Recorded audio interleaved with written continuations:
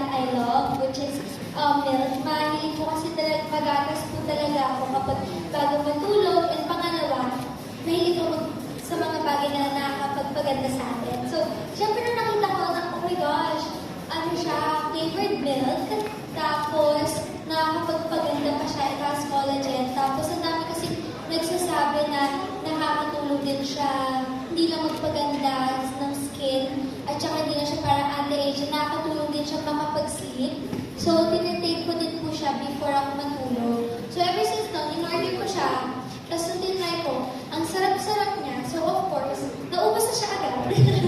Naubos na siya agad. So, nag-order ulit ako. Tapos, parang, every day, every night na ilang months na po ako use. Actually, mag-1 year na po yata ako gumagamit bago pa ako nakuha ni Miss Jonah. So, yeah. How did she find out?